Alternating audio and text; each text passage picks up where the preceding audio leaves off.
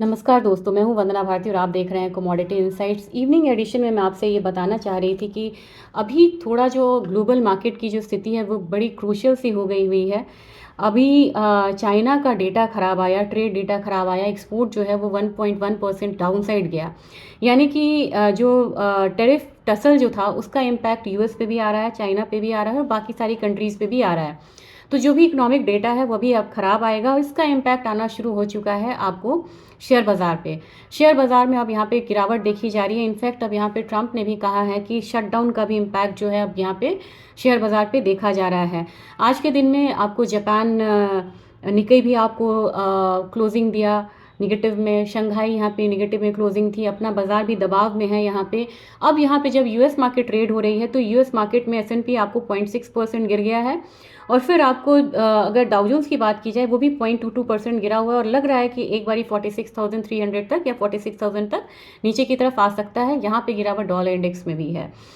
अब आप कहेंगे कि मैं यहाँ पे कमोडिटी में इक्विटी की बात क्यों करने लगी, क्योंकि ये इंटर मार्केट है, रिलेटेड होता है और जब भी अब यहाँ पे बहुत ज़्यादा दबाव आ जाएगा स्टॉक मार्केट में, इसका इम्पैक्ट हमारी कमोडिटी पे भी आता है। तो जो भी ऐसे एसेट क्लास जो कि आपको इकोनॉमी के परफॉर्मेंस से जुड़े हुए हैं उसमें एक दबाव देखने को मिलेगा। तो इसमें कौन कौन सी कमोडिटी है, इसमें है क्रूड ऑयल, इसमें कॉपर है, इसमें जिंक है यानी कि बेस मेटल काउंटर और एनर्जी काउंटर।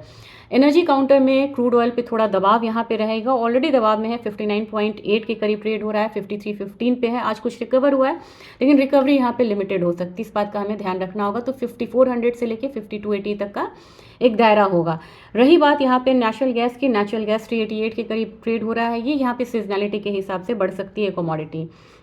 अब बात की जाए यहाँ पे बेस मेटल काउंटर में, कॉपर 1000 के करीब ट्रेड हो रहा है लेकिन मुझे लग रहा है कि अब एक दबाव जो है वो कॉपर मार्केट पे देखा जा सकता है शॉर्ट टर्म के लिए। अब यहाँ पे जो आपका सेफ हेवन काउंटर है वो कौन सा है, वो गोल्ड है और सिल्वर है। गोल्ड में आपको बहुत ज़्यादा तेज़ी क्यों नहीं आ रही है, इसका एक रीज़न है, जितना डेटा खराब आएगा इतना फेड पे प्रेशर बढ़ेगा। जब अनएम्प्लॉयमेंट और इन्फ्लेशन दोनों बहुत ज़्यादा होता है वैसे सिचुएशन में फेड जो है वो फर्दर इंटरेस्ट रेट कट नहीं कर पाएगी। यही वजह है कि यहाँ पे जितना डेटा खराब होने की यहाँ पे आशंका है उस हिसाब से लग रहा है कि दिसंबर का रेट कट जो है वो डाउटफुल है। इसकी वजह से गोल्ड बहुत ज़्यादा बढ़ नहीं रहा और गिर क्यों नहीं रहा, क्योंकि शटडाउन है और बाकी डेटा काफ़ी ज़्यादा यहाँ पे खराब होके आ रहा है। ऐसे में गोल्ड में लिमिटेड अपसाइड रहेगा। $4050 इंटरनेशनल मार्केट में जो सपोर्ट है वो, रेजिस्टेंस मैंने बताया, जो सपोर्ट रहेगा वो $3980 बीच होता है, तो $3920 तक हो सकता है। हमारा बाजार बिल्कुल रेंज में है, ये रेंज तोड़ नहीं रहा है और जब रेंज ब्रेक होगा तो बड़ी मूव आएगी, ये भी बात आप ध्यान में रखिएगा।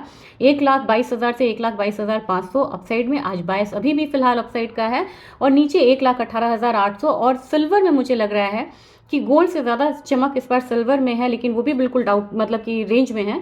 48.2 यहाँ पे ट्रेड हो रहा है। हमारा बाजार फाइनली 147,849 के करीब यहाँ पे है, 1,47,849, लेकिन अभी भी ये 1,48,000 से ऊपर की क्लोजिंग नहीं दिया है।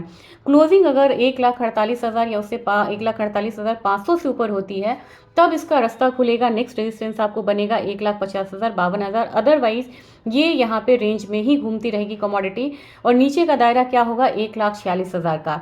तो क्लोजिंग आज वीकली होनी है, बहुत इंपॉर्टेंट है। मैं कल आपसे बात करूंगी कि वीकली क्लोजिंग के हिसाब से मंडे यहाँ पे क्या हो सकता है, लेकिन मंडे में इवेंट रिस्क अगर सैटरडे संडे कुछ आता है तो उसकी एक अलग मतलब मूवमेंट है, वो मंडे को देखने को मिलेगी। अगर सैटरडे संडे कुछ होता है तो मेरे ख्याल से ये अभी तक का अपडेट था, लेकिन अनएम्प्लॉयमेंट और नॉन फार्म पेरोल शेड्यूल था वो नहीं आया।